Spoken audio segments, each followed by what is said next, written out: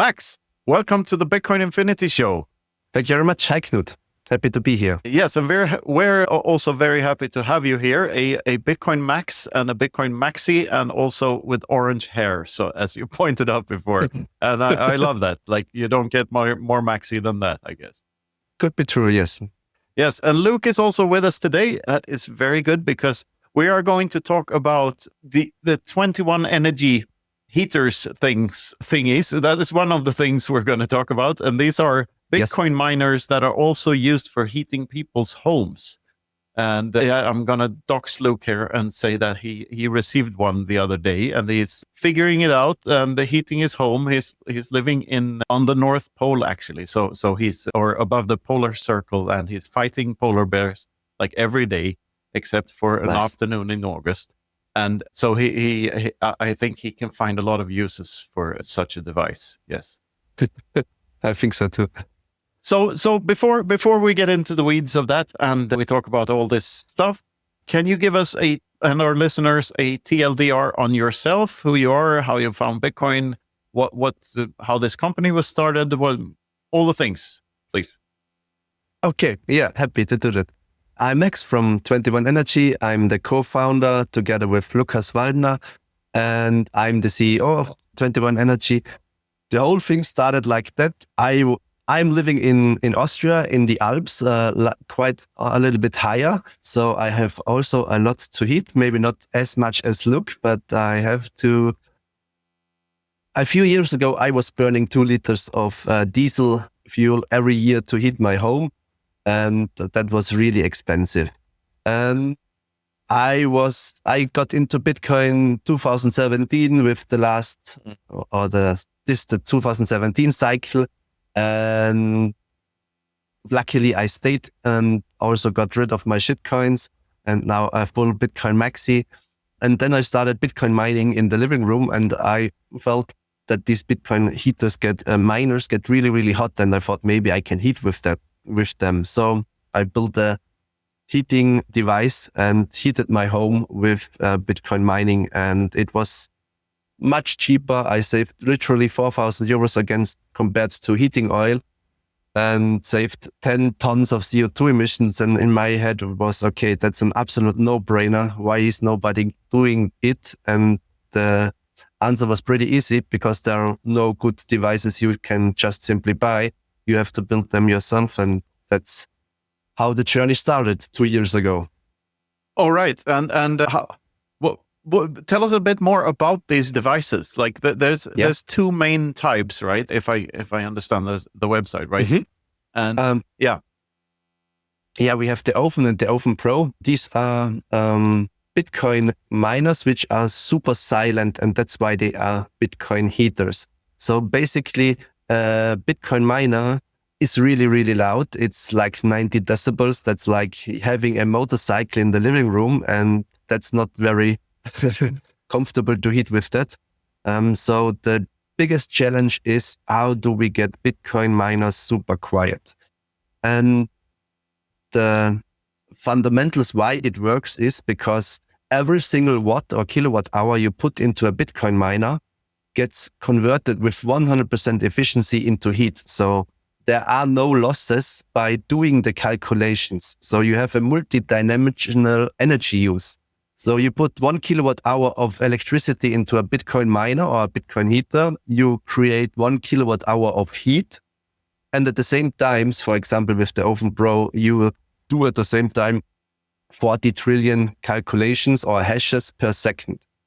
And that's how you get paid, because you are not only heating or burning an energy source, but you're also providing a service, mining Bitcoin. And that's how you get the cash back on your electricity bill. And depending on your electricity rates, it can be by far the cheapest heating option. Of course, there are a lot of different circumstances. It makes a big difference if you are in Germany and paying 50 cents per kilowatt hour, or if you are in Norway and paying maybe 5 cents per kilowatt hour. So in Germany, maybe the heat pump is cheaper to operate. And in Norway, definitely the Bitcoin heater is much cheaper to operate. And you can pretty easily calculate that with a super simple tool we have on the website. and can see, does it make sense or doesn't it make sense to heat your home with Bitcoin. Okay, so you say that there's almost no energy loss at all from doing the mining. So theoretically, everyone on Earth should heat their homes with this instead of a normal heater, because only win-win-win situation, right?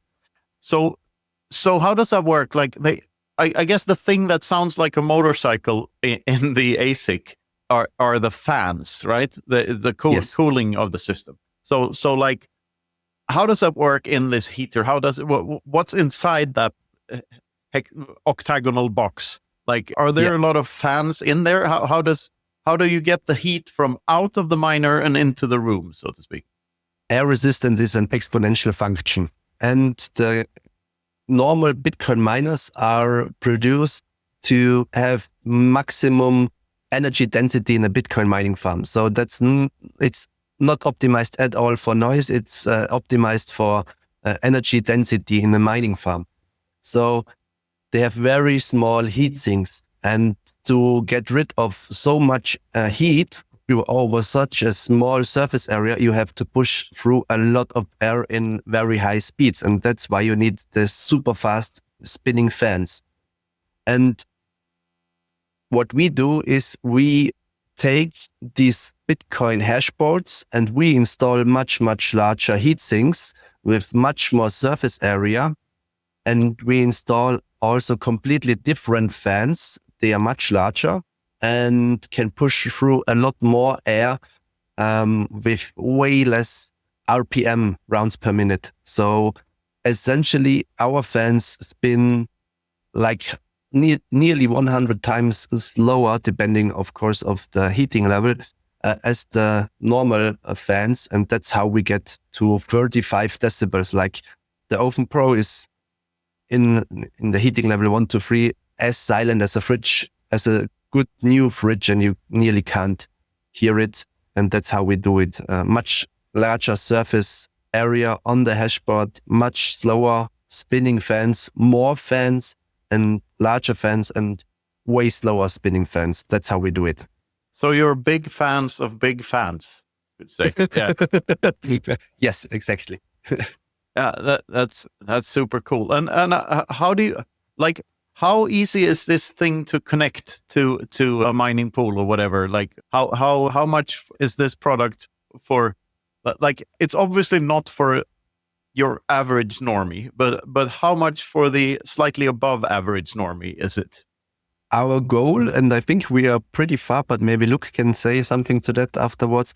We are pretty far getting a Bitcoin miner for the average Joe ready. So if you get a Bitcoin heater from us, you get sent the Bitcoin heater, and then you have only one normal electric cord, plug it in, and you scan a QR code where you can download our 21 Energy smartphone application, and then you get guided step by step through. Our user interface is already pretty good, but we have now 5 developers which are working constantly to improving it even more. And then you get just guided through. So you have to need Wi-Fi at your home, so your Bitcoin heater gets internet, but you only have to plug in one electric cord, follow the steps in the smartphone application, and you are good to go. And we also, if you have never done anything with Bitcoin before, we also guide you through the process where you can set up your Bitcoin mining pool account, how you can send your Bitcoin to an exchange and get euros if you would like euros to pay your electricity bill or whatever. So it's really easy already. I think you can do it within 3 to 5 minutes if you have never done it before. And we're working on it that it's getting even more easy, but it's already really, really good, especially if you have operated a Bitcoin miner before. It's completely different. It's super easy, and you can use any mining pool you want. We develop the hardware, we produce the hardware, but it's your device, and the Bitcoins, we have never something to do with them. You just type in your mining pool, which one you ever like, and the Bitcoins get sent there, and we are never in touch with them in any kind. Yes. Yeah, maybe I'll jump in now just to echo that the setup experience was actually exactly as you said. First of all, I plugged the heater into the wall and it started going immediately. I could tell it was maybe that's, it just started going. And then I got the app, scanned the QR code, all of this, and got started. The Bluetooth connection was quick. I signed up to Ocean Pool, which is definitely the show's preferred pool here. But that was a fun experience also, getting to use that for the first time directly, and super quick. And after some minutes of running, I could check the address on the Ocean dashboard, and it said I was going to be getting like 15 sats or something like that next time they found a block. So yay me. But no, it was great. It was super smooth. And really, it was big. The box was big, of course. It's like over 20 kilos, something like that. But it's not too big to not be able to move around your house or whatever. It feels very, very sturdy though, and quiet. I can definitely attest to that. Although when I bumped it up to the highest heating setting, it definitely got a little bit more noticeable and a lot warmer, a lot quicker. So just to say, it's been a good experience, and very nice to just see this get started. I haven't done the math myself about whether it's actually economical, but in the winter months, we'll be wanting a heater anyway. So I think that's kind of the point, is that if you're going to be heating your home anyway. And here in Finland, we also have this district heating, which is starting to get into, actually, there's a lot of projects about Bitcoin mining as the source of the district heating as well. So it's either kind of direct, you can do it yourself, now I can do it myself, or we've even got all these projects to have the entire city's heat come from Bitcoin mining, at least partially. So we're really getting into that in Finland here. But hey, anyway, this is just to say I thought it was really cool to get started, and definitely an easy process. About 5 minutes from box open to everything being set up. So love to hear that. I was super happy about that. Finland is really at the forefront of Bitcoin heating and Bitcoin district heating. And you have even higher efficiency if you have a Bitcoin heater directly in your living room, because there are no transmission losses. But it's really cool to see what's happening up there in Finland. Very happy about that. Yeah, and I mean, we're excited also that you're going to be coming and joining us at BTC HEL. That's correct, right? Yes, I'm really looking forward to it. I was never before in Helsinki, and I really look forward to the conference. Definitely. And well, maybe I guess one question I have is sort of what's your pitch? What do you hope to have the attendees of the conference to learn about 21 Energy? How would you pitch this to? Because our audience is supposed to be really new to Bitcoin, and we want to show like all the ways that it can be good. So, for example, like this home heating thing, I think is very much something that people wouldn't have thought about. So how do you explain what you do at these sorts of conferences? My pitch, maybe it's a little bit I will try it like that. So we are living through the energy transition, and the energy transition means everything is getting electrified, from cars also to heating. Everything in the future has to be done with renewable energies, which are much more sustainable, much cheaper over the long run. So that means in the future, we have to heat with electricity. And there are not as much heating options with electricity. We have the heat pump, we have direct electricity heating, we have infrared heating, and we have the Bitcoin heaters. And in the future, we want to get rid of the fossil fuels, and everybody over the long run, it will take decades, we will change to electric heaters. And our thesis is that electrical heaters make the most sense of all the other electrical heating options, because it's the only heating method at the moment which is not burning just energy source, but providing some additional value. It's always the most sustainable thing to heat with energy which has to be used anyway. So my thesis is Bitcoin heating will be the main heating option in a few decades. And my next thesis is Bitcoin mining farms will it have really, really hard, because they have much worse economics compared to Bitcoin heaters, because we are using the heat, which we would have paid for anyway. So we can pay much higher electricity prices and push the mining farms over the long run out. But this, of course, will take a very long time. 99.9% probably at the moment are in mining farms, and we are just getting started with that. But yes, I think Bitcoin heating will be decentralizing mining even more. And that's the high level pitch. It's the most renewable energy transition heating method. And you have better economics than mining farms. So I think Bitcoin heaters are here to stay and will grow massively.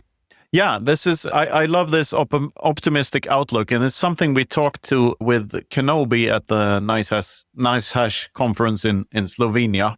And he has the thesis that only in the long run, like right now, the big mining pools can play these fiat games and get the artificially low interest rates and stuff. Yes. Which is why you get these stupidly large pools that don't really understand the game they're playing because they're doing stuff that is actually detrimental to themselves, such as shitcoins on Bitcoin and all of that.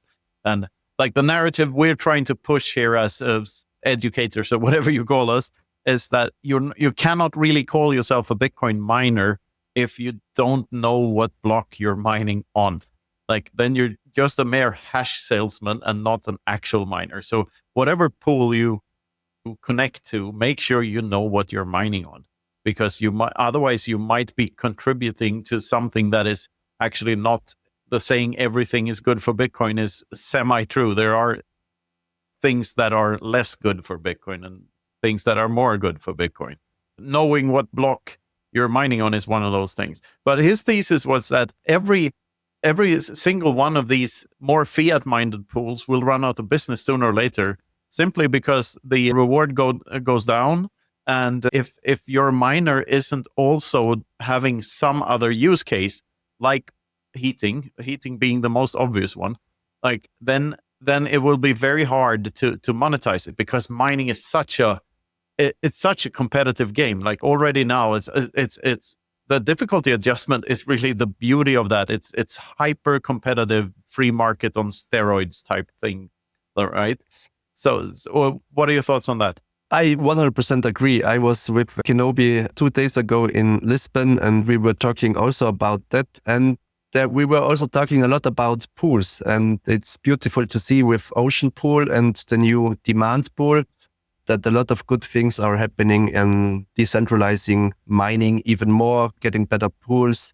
And you always know what you are mining, and you can build your own blocks with Stratum V2 and stuff like that, but that's very technical. But a lot of good things are happening on that front.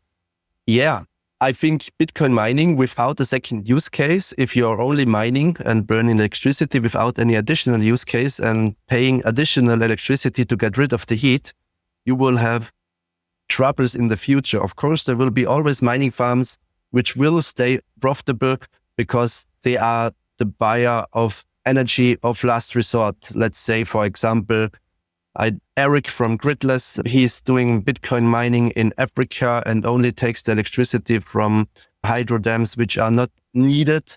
And that's how they get profitable, the hydro dams.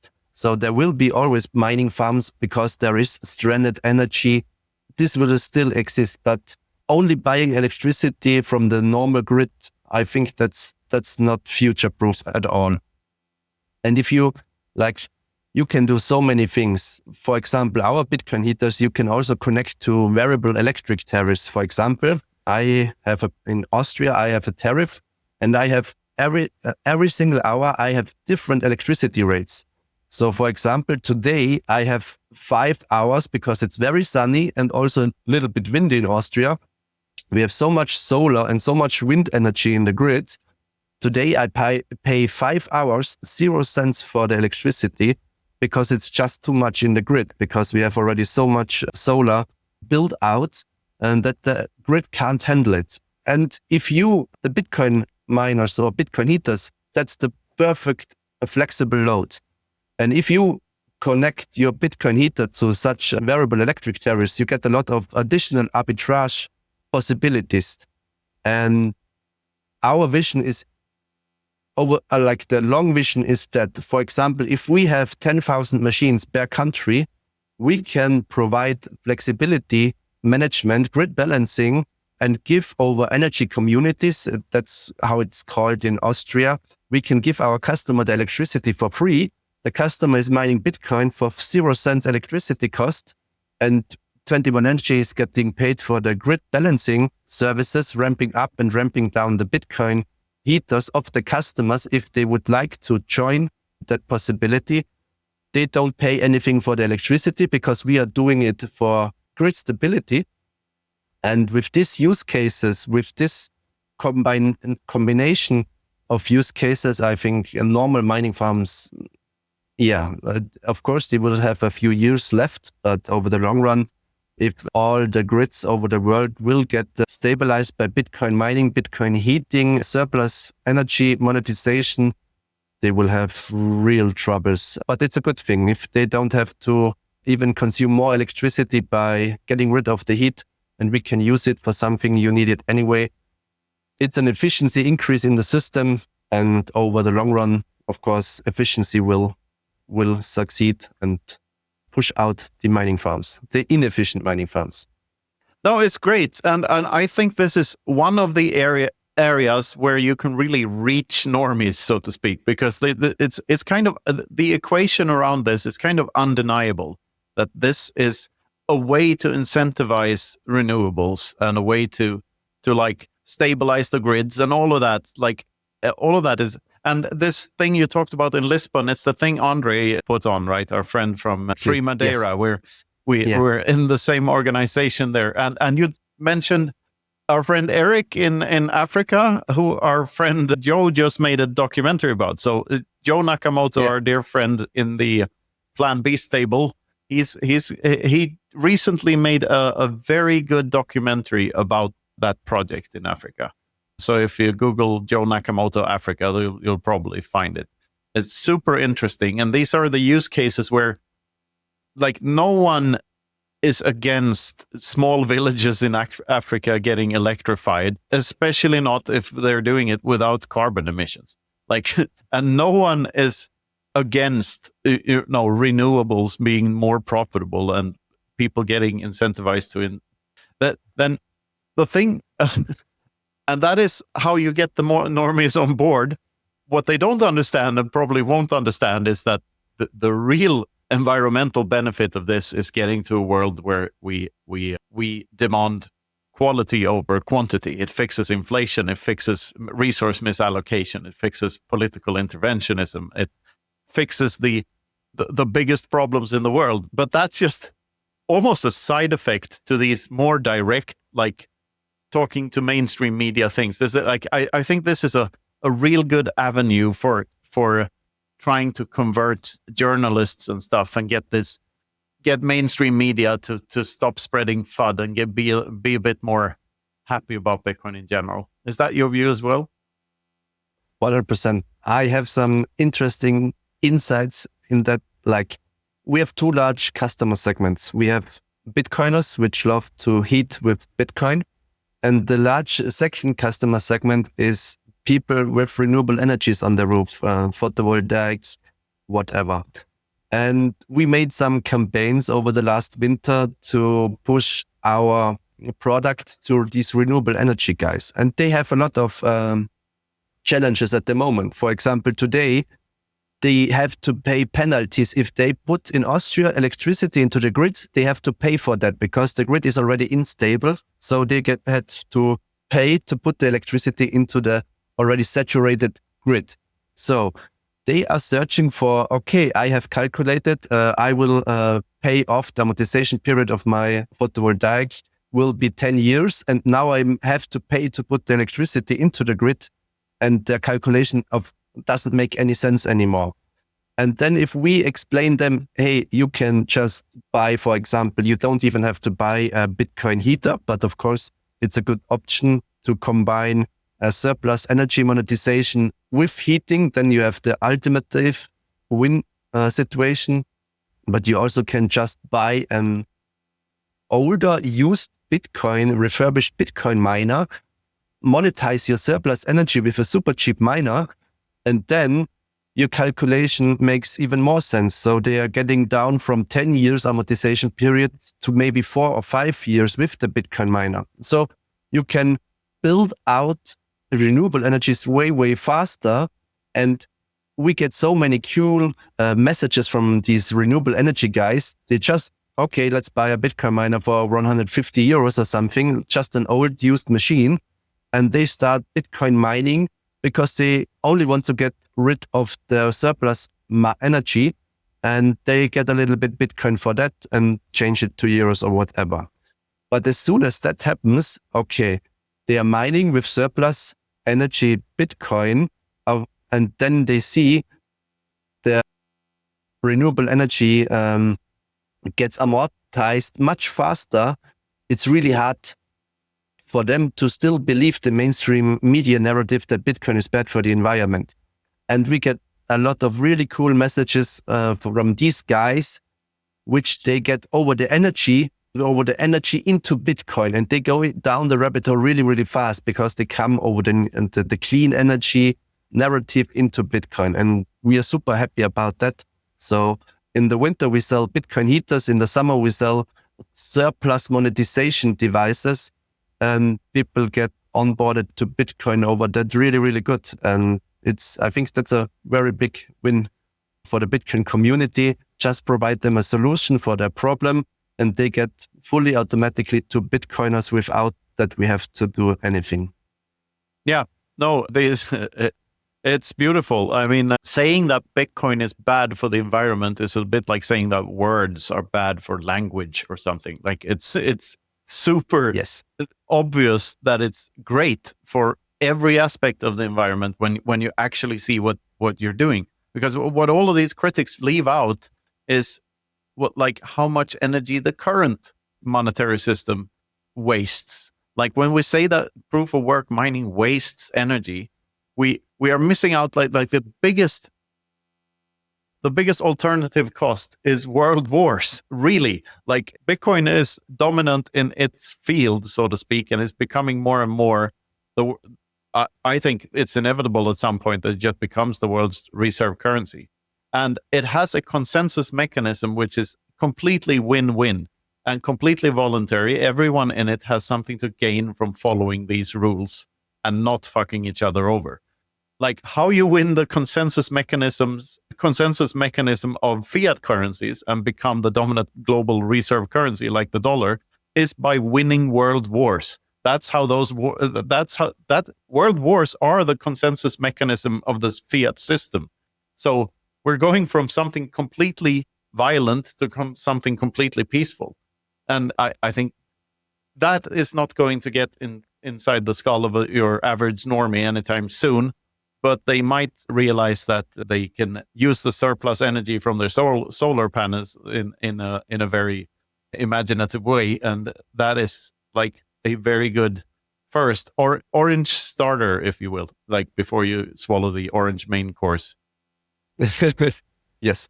Like there is a direct correlation between cheap energy or energy consumption and your GDP of a country. If you don't have energy, your country is not wealthy. So, and with Bitcoin, you have the incentive to build out as fast as possible super cheap, super sustainable renewable energies. And so it's a race.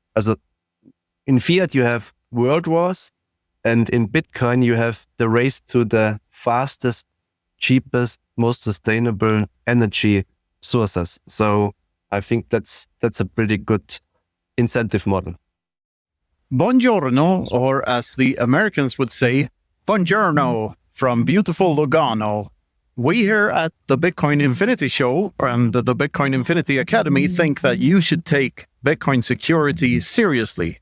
And you do that by getting yourself a hardware wallet and do some inheritance planning. And how do you do that? Well, you go to bitbox.swiss and check out their hardware wallets, especially the new Nova edition, the Bitbox Nova, which has iPhone support and the latest security certification and everything. So go to bitbox.swiss and check out their website. Use code Infinity for a discount. Also go to the Bitcoin Advisor for some good advice on Bitcoin inheritance planning. They have a great multi-sig solution. And say hi from us. Good luck with storing your Bitcoin. And one day you might be able to buy yourself a beautiful house, such as this one. You just have to, stack HODL for a decade or two, and you could move here. I think the first time I saw one of your devices was at a Princess Hotel in Plochingen. And Mark used it to heat up his tent there. Exactly. This is October 2022. Yes, this was still a prototype. But really? But then he used a larger machine of ours. He had one of the first versions to heat his tents up. The event Austria, exactly. Yeah, but the event in October 2022 was pretty much the first event we attended as 21 Energy in the funding month of the company. Yeah, a lot has happened since then. Yes. Yeah. How many competitors do you have on the market? I know of some other devices that are similar to this, but what's the Bitcoin mining heating market like? There are some competitors, but I think this field is very wide open. So I think at the moment, I think we are in the forefront. We have very happy customers. I think some competitors can't say that. We, of course, also ordered, like the largest, best known competitor. We ordered a heating device to see how they do it. It was 1.5 years ago and we didn't receive it yet. So they have really hard problems. And if you look at their customer reviews, it's not only us which don't get the products. So I think there is so much room for more competitors. And of course, we welcome competitors. I think if it's the main heating source of the future, if my thesis is correct, we will see very large companies joining that business in a few years. And that's exactly how we understand it. We think as a pretty much first mover in a completely new market, but I think large companies like Siemens, Samsung, they will all join. If my thesis is correct, they will all join the Bitcoin heating game in a few years. So we try to move as fast as possible and try to use our first mover advantage and scale this business as best as possible to get to use our first mover advantage. But I think the main competitors, they will arrive in a few years and it will be the very, very large companies. Of course, if our thesis is correct, but I'm very optimistic about that.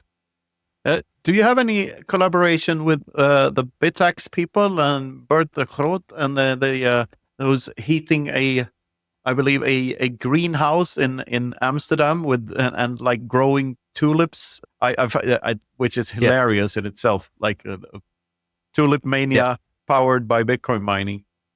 Not a direct cooperation, but I love Bert and we are on calls regularly and talking always many hours on Bitcoin conferences. So we are in very close contact and we are, I would call already friends, and awesome to see all the innovation in the space. And it's like, that's not competition. I think there is so much room for everybody. Yeah, we have all the same goals. So yeah, that's really cool to see. This is something we talk about all the time, like that this free market competition in Bitcoin is actually free market collaboration. Like we're all incentivized in the same direction. We're all struggling for the same goals. At least if you're a proper Bitcoiner and not a fiat minded gains type of person. Like we all win if we all help each other. And I think that's beautiful. And these like Bitcoin miners as heating and the 21 Energy stuff and the Bit Access and all of these different projects, that they're all helping to decentralize this part of the network that is arguably the biggest risk vectors to Bitcoin are in the mining space, because that's the thing that is hardest to decentralize, I guess. But in terms of hardware, at least, but it is getting better, and it's getting better fast. Ocean's hash rate goes up. People actually find blocks with their bit access. I just love these little nerdy things that are actually helping the network. 100% I agree. Yes, starting with a BitX is perfect. Maybe you can't heat with that, but if you then want to have a lot of hash rate and heat maybe up your complete house, 21 Energy is the perfect path to continue. And Yeah, really a lot of good things are happening. Block is developing open source mining chips and open source mining software. We have the demand pool, we have the ocean pool. A lot of good things are happening for Bitcoin mining, and Bitcoin mining will decentralize more and more and more, especially if millions and millions of households are heating their homes with Bitcoin heating directly through a Bitcoin heater or through a district heating or whatever. But that will change a lot in the decentralization of mining. Yeah. So what's on the roadmap for 21 Energy? Like, what do you have any other products in like down the road somewhere, or are these two opens the big thing, or are you planning on developing other things?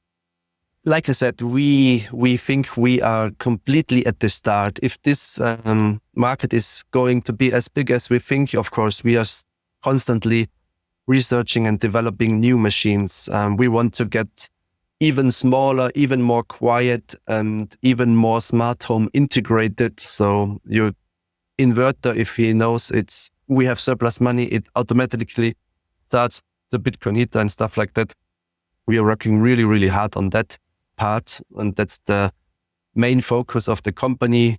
Bitcoin heaters is where we started, and it's the core of the company. But at the same time, we are also working on developing central heating. So especially in Europe, central heating is a very big part, and we will have Bitcoin central heating systems where you can save the heat for example, today when there is super cheap electricity in Austria, you can say, I will save the hot water in a puffer tank and then shut off the Bitcoin miner when the electricity is expensive, and you have even more arbitrage possibilities. You can also do that with the space heater.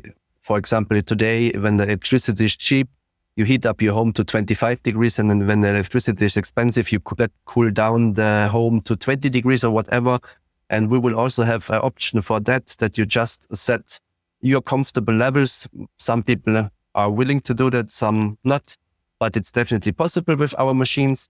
So we are also developing these central heating systems, and we are just joining in a large way the B2B world. For example, there are huge landlords in Austria and probably in every single country. They have millions of square meters of apartments they rent out to people, and they had to get rid of their fossil fuel heating methods until 2035 in Austria, for example. So only in Vienna, if they do it in a linear way, they would have to change 35,000 apartments per year from fossil fuels to renewable energy heating.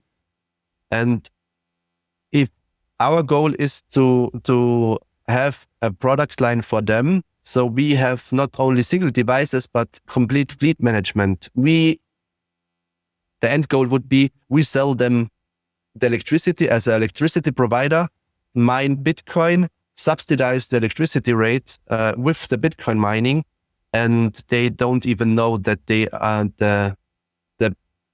the people which are renting these apartments, they don't even know that they are heating with Bitcoin, because the landlord is already providing them with the Bitcoin heating machines, and we are subsidizing the electricity rate by the Bitcoin mining. And that's the way they have super cheap central Bitcoin renewable energy heating devices without the big capital expenditure in the beginning and super low operation costs, because all of these old apartments, they don't have any central heating systems. If they want to install heat pumps, that costs millions for a large house, and their Bitcoin heating has a much lower capex and opex, also operation costs and capital expenditure.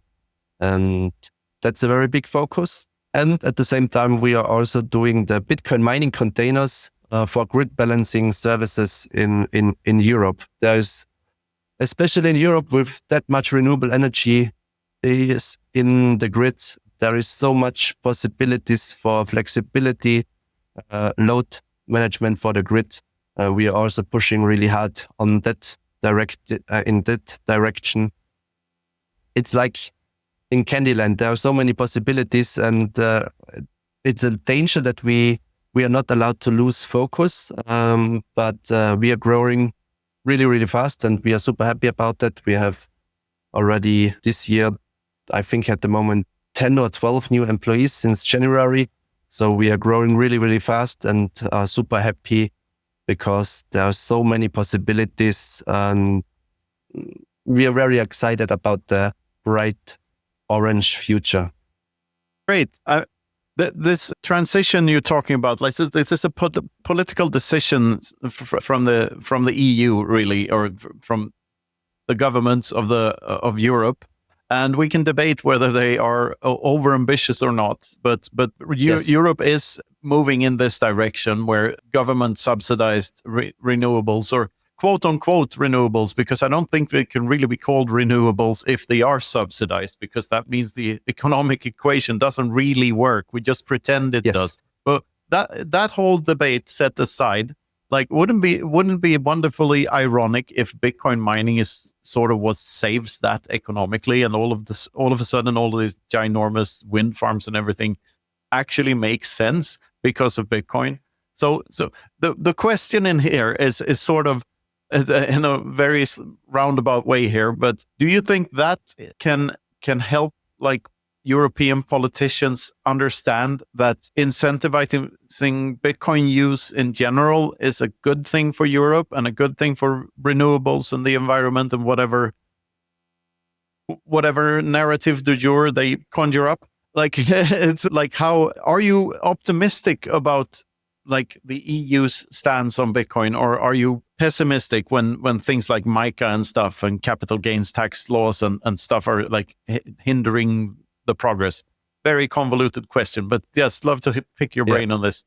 I'm a 100% free markets guy, and every subsidization is destroying price signals and bringing inefficiencies into the market. So I'm 100% for free market. And of course, at the moment, it's not like that in Europe. But if you read the current laws or the current energy directives of the European Union, if you read between the lines, Bitcoin mining is standing everywhere. They don't know it, but they are calling it like for all the solutions Bitcoin mining is providing.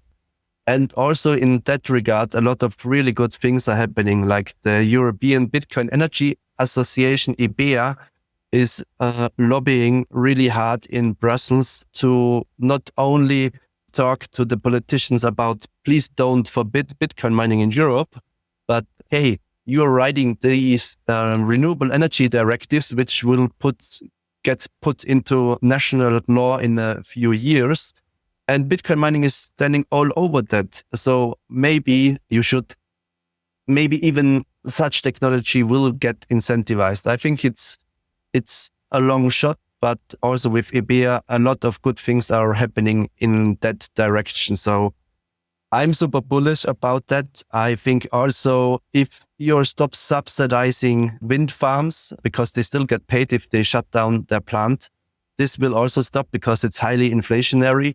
So I think there are incentives that the biggest wind farms in Europe will probably be built by Bitcoin miners because they have just a better economics. Probably will take a few decades, but in the future, like we get really large companies at the moment sending us inquiries because they have large problems. They have their 200 megawatt photovoltaic park in Spain, and they are getting penalized for putting the electricity at noon into the grid because the grid is already overwhelmed. So now they are asking, hey, can you provide us Bitcoin mining containers?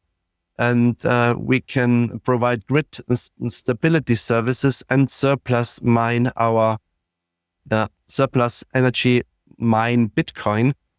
They just get better economics. They get better amortization periods. So I'm super bullish about Bitcoin mining in Europe. It will be different than the Bitcoin mining farms in the US, but Europe needs Bitcoin mining so badly with the high volatility in the electricity grids.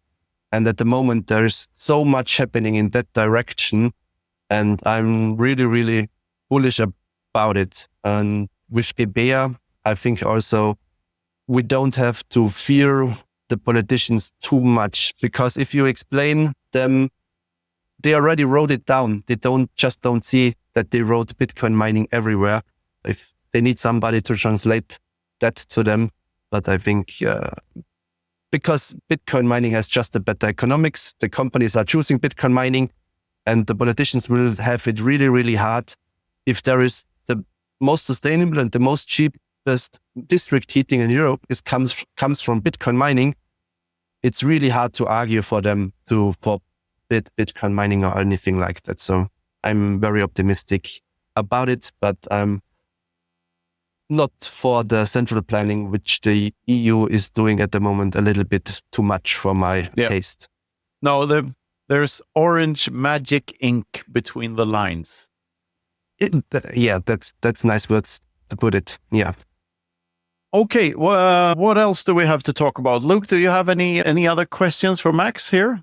Yeah, I think I'm liking everything I'm hearing from you kind of on the regulatory perspective, and definitely nice to hear that it's not all doom and gloom in terms of everything going on in Europe. Maybe just some sort of persuasion is needed. And I think we're all doing our parts by going to these conferences and having conversations with people who can make decisions and maybe doing some convincing. But there's a large part of Bitcoin generally that maybe is a little not in any of our controls, and that's the world economy and everything going on there. How do you see at the moment? What's your feeling about Bitcoin in general right now over the next, say, year or a couple of years? How do you see it going with turbulent economic and political times at the moment? I can draw the picture in my head that we are heading for a global recession, and I can draw the picture in my mind that we can turn around and the economy will not get as bad. And in both ways, I see can move forward. So I'm way too bullish all the time. So I'm super optimistic about Bitcoin in both. If we have a global recession, I'm bullish because Bitcoin will be the alternative. And if we move into economic prosperity, I'm also super bullish about Bitcoin. Yeah, maybe it takes 1 or 2 years longer, but we as Bitcoiners, if you're already in the space since a few years, let's say at least 2 cycles, short-term volatility, short-term means 1 or 2 years, doesn't matter that much. And if the adoption is not so fast, I, from a business perspective, would also be very happy about it, because we can take advantage of the first mover advantage even more.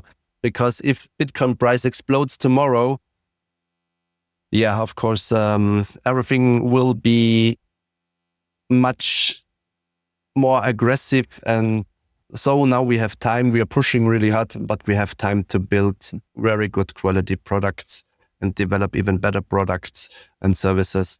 So I'm happy either way, and I think Bitcoin will succeed either way. So I'm always way too bullish. Always good to hear. And maybe I'm a little bit curious. How are you seeing things in your specific area? How is Austria? We've had, I think we've only had Rahim Tagazadegan on from Austria. Is that right, Knut? I think that's true, actually. We've had some other... Nico Yilch also. Nico Yilch, yes. And I don't know where, there are... It's hard to know whether people are from Austria or just southern Germany. True. I think we have had more Austrians on than, but maybe they haven't revealed themselves as Austrian yet, As Austrians, yes. Is Max Hillebrand Austrian, for instance? I don't know.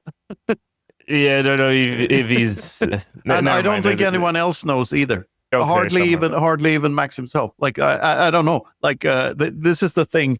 We don't really identify as, citizens of a specific nation necessarily as Bitcoiners. Well, okay, but that was a long-winded way of saying what's going on there. What's the adoption situation like in your end of the world? I think the German-speaking area is relatively good from adoption rate as private persons. I think We have a very high node density. If you look where the nodes are located, we have a lot of nodes in Germany, Austria, Switzerland. So I think there are some really good German-speaking content creators which pushed the adoption for Bitcoin in the German-speaking area really far. So from that perspective, it's really good. In Austria, Bitcoin was tax-free, but they got rid of that law because one very large shitcoin exchange said the government should get rid of the tax exempt, because then they are the only really, really large exchange which can provide the tax services. So that was a big central planning bullshit. But otherwise, at the moment, we didn't have any changes the last 3 years in that regard. It's quite okay. I think the German-speaking area is really far from a Bitcoin adoption perspective, and there are a lot of regular meetings. So I think it's pretty good. Yes.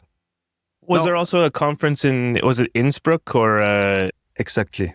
Yeah, it was 2022 and 2023.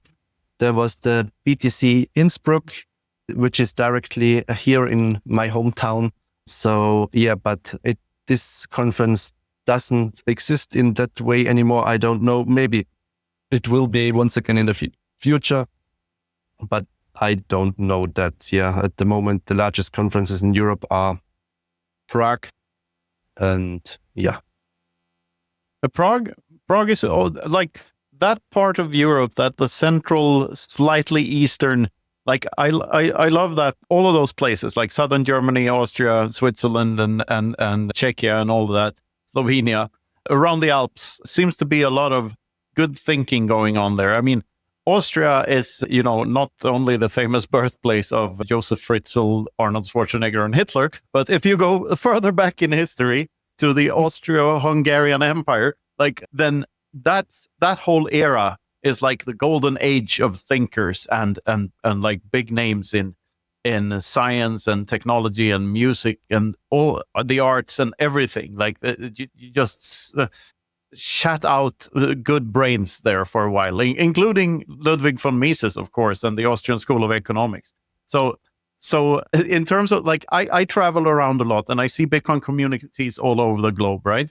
And I see the subtle differences between the nationalities. They aren't big because Bitcoiners are Bitcoiners everywhere and people are people. And the communities may seem small when you go to meetups and smaller conferences, but they're absolutely everywhere. Every country on earth has a Bitcoin community. For me, what stands out about the German community is that all German men seem to be tinkerers at heart. You really you're having this model railroad in your basement and stuff. And now it's Bitcoin miners and everyone likes to fiddle around with oscillators and inverters, and electromagnetism is cool. So I like that whole aspect of it. So I think that in the soul of the people, there's every German guy is really a Bitcoiner, or a lot of them. And the German language itself is very I think these are wishy-washy theories here, I know, but bear with me. German is a language that is very explanatory. It's built up from very basic building blocks, and it's very concise, and there are lots of rules. And for a language, I think that fosters a culture of rigorous thinking and engineering minds. And I think this is very good for the Bitcoin community. And I just love the fact that Germany started this whole meetups everywhere with 21 and all of this community. Bitcoin meetups started happening now it's in every major city in Europe, I think, but it all started in Germany. And so it's pretty cool. And Southern Germany and Austria in particular. I don't know where I'm going with this. This is just my brain farting away in all the different directions here. But yeah. Maybe you could burn the farts and use for Bitcoin mining. I'll stop the rant now. Yeah, I know 20 has done a lot of good things, a really strong community and a lot of engineers that I think that summarizes it pretty well. And we have a very high Bitcoiner density in the German speaking area, which is of course really cool to see. Yes. Before we wrap this whole thing up, is there anything else you want to tell our listeners? Is there an area where we haven't talked about, something we haven't talked about? And of course, where do you want to send them on the internet? Where can they follow you and so on? I think a lot of good things has been said. Just be open, just calculate. Does it make sense? Maybe it's a good heating option for you, maybe not. Totally fine. And yeah, just think about the possibilities combining Bitcoin mining with surplus energy monetization, grid balancing, or heating. And you will have a lot of really cool use cases in Europe. And I think Europe will have a comeback in Bitcoin mining, because at the moment we have very low hash rate compared to other countries. That will change. So I'm also super optimistic about the wealth creation through Bitcoin mining in Europe. And that's a very important thing for the long run. Yeah, if you are interested, you can find 21 Energy online website, everything you like. We have calculators you can check out. Does it make sense or doesn't it make sense? And yeah, that's pretty much it. And I'm super happy to be here. Yes. If it's cold, it makes sense. That's Yes. Yeah. All right. Max, thank you very much for coming on. Looking forward to seeing you, I guess, first in Prague, right? Yes. Yeah. For 100%. Yes. Absolutely. And then, of course, in Helsinki and all the other places we may stumble upon one another. You never know in this space. For sure. This has been super interesting. And this has been the Bitcoin Infinity Show. Thanks for listening. Thank you for having me.